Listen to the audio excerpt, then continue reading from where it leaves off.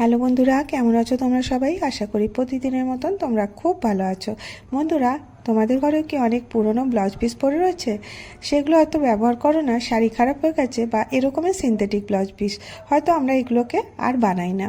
তো আজকে আমি ভাবলাম যে এর থেকেই তোমাদের সাথে একটা আইডিয়া শেয়ার করি।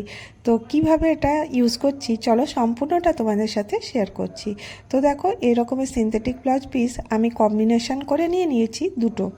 তো এখানে আমি যে উপরে পাটটা আছে এখানে আমি 16 ইঞ্চি নিচ্ছি। তোমরা তোমাদের হিসাব মতো নিতে পারো। আমি এখানে নিচ্ছি 16 ইঞ্চি আর এখান থেকে এটা হচ্ছে 9 ইঞ্চি। তো এইভাবে আমি দাগ দিয়ে দিচ্ছি। এটা কেটে নিলাম। আরেকটা পিস নিয়েছি, এটাও 16 ইঞ্চি বাই 6 ইঞ্চি। তো এইরকম করে দুটো পিস মানে 4টা পিস হয়ে গেল, লাল আর হলুদ। তো দেখো এরকম করে এটা 6 ইঞ্চি। তো এরকম করে আমি 4টা পিস রেডি করে নিয়েছি। এবার দেখো এই দুটোকে একসাথে জয়েন করে নেব। তো এটা কি হবে, দুটো কালারের হবে, তো দেখতে ভালো লাগবে। তো সেই জন্য আমি এইভাবে ব্যবহার করছি। তোমরা চাইলে সিঙ্গেল কালারেরও বানাতে পারো। তো এইভাবে দেখো নিয়ে নিয়েছি, দুটোকে এরকম করে অ্যাটাচ করব। তো তোমরা আমাকে অনেকেই জিজ্ঞাসা করো আমি কি সেলাই মেশিন ইউজ করি। এটা উষার অটোমেটিক সেলাই মেশিন। এটা দাম কত? এটা আমি যখন নিয়েছিলাম 12,500 টাকায় নিয়েছিল। তোমরা অনেকেই কোশ্চেন করো আমাকে আমার কমেন্ট বক্সে। তো আজকে আমি ভাবলাম যে এটা কি জিনিস তোমাদেরকে দেখিয়ে দিই। তো এটা ইলেকট্রিকে চলে। আর এটা দেখো মোটর লাগানো আছে আর এখানে সুতো সুতো ভরার জন্য আমি এখানে দেখো ববিন কেসটা ওপেন করে নেব। এটা খুব সহজেই তোমরা ইউজ করতে পারবে আর খুব তাড়াতাড়ি এটা সেলাই হয়। আর তোমরা জানো অটোমেটিক বলে এটা ব্যবহার করতে খুব সুবিধা। তো এইরকম করে দেখো সুতোটা আমি এর মধ্যে ফিল করে নেব। ববিন কেসে এরকম করে সুতোটা ফিল করে নিচ্ছি। এটা যে কেউ তোমরা ইউজ করতে পারবে আর এটা রাখতেও খুব সুবিধা হয়। দেখো কতটা ছোট, যে কোনো জায়গায় তোমরা এটাকে রাখতে পারো। এখানে দেখো এবারে আমি সুতোটা পরিয়ে নিচ্ছি। সুতোটা এখান থেকে রেখে এই পাশ থেকে নিয়ে এইভাবে টার্ন দিয়ে আরেকটা পার্টে গিয়ে এটাকে নিচু করে এখানে আমি ছুঁচে সুতো পরিয়ে নেব। তাহলে এটা পরানো হয়ে যাবে আর নিচের সুতোটা উপর থেকে এরকম করে উঠিয়ে নেব। তো এখানে আমি সেলাই করার জন্য এটা রেডি করে নিলাম। তো চলো এবারে আমি যে কাপড়টা রেখেছিলাম ওটা এখানে আমি সেলাই করে নিচ্ছি। দেখো এরকম করে এই দুটোকে জয়েন করে নিতে হবে। এরকম একটা বড় পিস রেডি হয়ে গেল। আরেকটা পিসও এইভাবে আমি সেলাই করে নিয়েছি।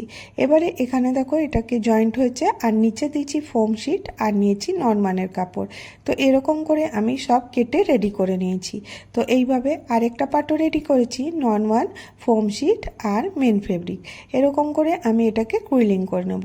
তো কুইলিং কিভাবে করব তার আগে এখানে অবশ্যই বল পিন লাগিয়ে নেবে, তাহলে তোমাদের কাপড়টা জায়গা থেকে সরবে না আর ইজিলি তোমরা সেলাই করে নিতে পারবে।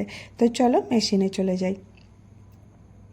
এবার দেখো এটাকে সাইডটা 4-5টাতে আমি সেলাই করে নিচ্ছি আর এখানে যে এক্সট্রা ফোম শিটটা ছিল এখান থেকে এটা আমি একটু কেটে নিচ্ছি। তো কোনো জিনিস যখন আমরা ফিনিশিংয়ের সাথে বানাবো সেটা কিন্তু দেখতে ভালো হবে। এবার এটা ডবল ফোল্ড করে এরকম করে সেলাই করে নিলাম। অপর পাশটাও ঠিক এই একইভাবে করে নিয়েছি। এবার চলো এক্সট্রা যে কাপড়গুলো ছিল সেগুলোকে আমি কেটে সরিয়ে দিচ্ছি। কত ছোট টুকরো কাপড় তোমরা দেখতেই পাচ্ছ। এত ছোট কাপড় দিয়ে কিন্তু তোমরা এটা রেডি করতে পারবে। আর এটাকে আরেকটু সুন্দর করার জন্য আমি এখানে নিয়েছি একটা লেস। আমার কাছে টুকরো লেস ছিল, সেই লেসটাই আমি এখানে ব্যবহার করব। তো দেখো বাড়িতে অনেক টুকরো লেস থাকে বা শাড়ির বর্ডার থাকে, সেগুলো তোমরা ব্যবহার করতে পারো। তো এইভাবে আমি এটাকে লাগিয়ে নিচ্ছি। একটা গোল্ডেন নিয়েছি আর একটা হোয়াইট নিয়েছি। এইভাবে দেখো দুটোকে আমি সেলাই করে নেব। তো মেশিনে চলে এসেছি, এরকম করে রেখে এরকম করে সেলাই করে নেব যাতে এই যে আমি জয়েন্ট করেছিলাম সেটা আর দেখা যাবে না। তো এরকম করে দেখো করে নিলে এটা দেখতে সুন্দর লাগবে। লেসটা লাগানো অপশনাল, তোমাদের যদি ইচ্ছা করবে লাগাবে বা না লাগাতে ইচ্ছা করলে লাগাবে না। এবারে এটা আমি একটা মিডিল পয়েন্ট নেব। এটা দেখো এখান থেকে এটা 16 ইঞ্চি হয়েছিল। 16 ইঞ্চি, মাঝখান হচ্ছে 8 ইঞ্চি আর এখান থেকে 2.5 ইঞ্চি এখানে নিলাম আর লেফট আর রাইটে 2.5 ইঞ্চি করে নেব। তো এখানে দাগ দেওয়া হয়ে গেল, পয়েন্ট বানিয়ে নিলাম।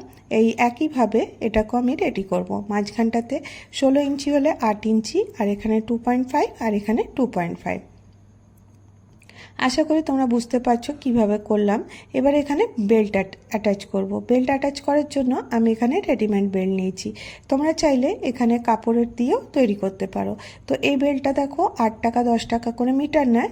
যেখানে সেলাইয়ের জিনিস পাওয়া যায় সেখানে এই বেল্টটা পাওয়া যায়, আর এটা খুব মজবুত হয়।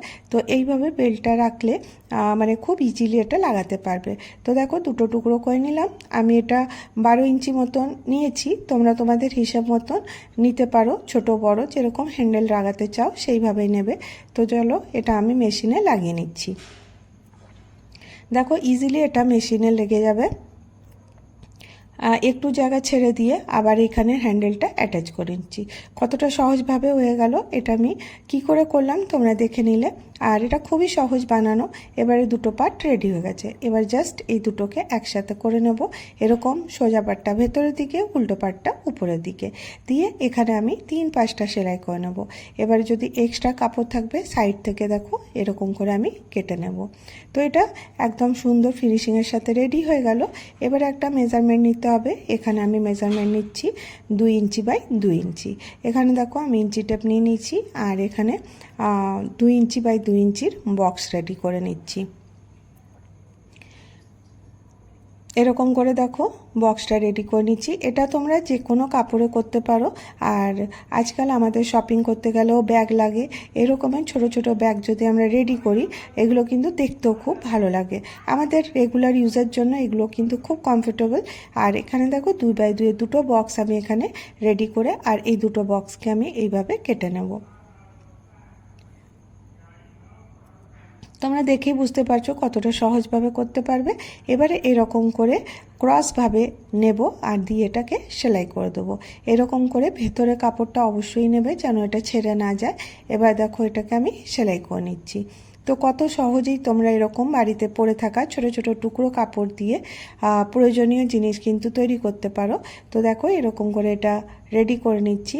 আর এইভাবে আমি খুব সহজেই দেখো বাড়িতে অনেক বেডশিট থাকে বা শাড়ি থাকে, যে কোনো জিনিস দিয়ে তোমরা কিন্তু এরকমের ছোট বড় বিভিন্ন প্রকারের ব্যাগ কিন্তু রেডি করতে পারো। তো চলো এটা আমি দেখাই। এটা তো হয়ে গেল রেডি। এবারে যে এক্সট্রা কাপড়গুলো থাকবে সেগুলোকে আমাকে কেটে নিতে হবে। কোনাটা অবশ্যই 2বার করে সেলাই করে নেবে, তাহলে পরে এটা মজবুত হবে। এইভাবে কর্নার করে দিয়ে আমি এটা সেলাই করে নিচ্ছি। তো চলো এটা কমপ্লিট হয়ে গেছে। এবারে আমি এই রাফ এজেসগুলোকে কভার করতে হবে। তো সেই জন্য তোমরা কি করতে পারো, তোমাদের কাছে যে কোনো কাপড় থাকবে সেটা নিয়ে এরকম করে হাফ করে নেবে। 2 ইঞ্চি 3 ইঞ্চি রেখে সাইড থেকে এরকম করে সেলাই করে এরকম ডবল ফোল্ড করে দেবে। তাহলে কি হবে, এটা রাফ এজেসগুলো আর দেখা যাবে না। আজকে তোমাদেরকে আমি শেয়ার করলাম, কোনো জিপ লাগাবার দরকার নেই, ভেলক্রো লাগাইনি, জাস্ট খালি এরকম টুকরো কাপড় দিয়ে তোমরা খুব সহজেই এরকমের ছোট বড় বিভিন্ন সাইজের তোমাদের শপিং ব্যাগ তৈরি করতে পারো। আর এরকম বানিয়ে তোমরা কাউকে গিফটও করতে পারো বা বানিয়ে বিক্রিও করতে পারো। খুব সহজ আইডিয়া তোমাদের সাথে শেয়ার করলাম। কেমন লাগলো আজকের এই ছোট্ট আইডিয়াটা অবশ্যই জানিও। যদি তোমাদেরকে আমার ভিডিও একটু হলেও ভালো লাগে তাহলে অবশ্যই চ্যানেলটাকে সাবস্ক্রাইব করে রেখো। আমি প্রতিদিনই চেষ্টা করব তোমাদের জন্য নতুন কিছু নিয়ে আসার। তো দেখো খুব সহজেই এরকম কালারফুল একটা ব্যাগ বাড়িতে পরে থাকা কাপড় দিয়ে তৈরি করে নিতে পারো। তো আজকে এটাই আমি তোমাদেরকে শেয়ার করলাম। আজকের ভিডিও এতটাই। আবার দেখা হবে নেক্সট ভিডিওতে। ভালো থেকো, সুস্থ থেকো।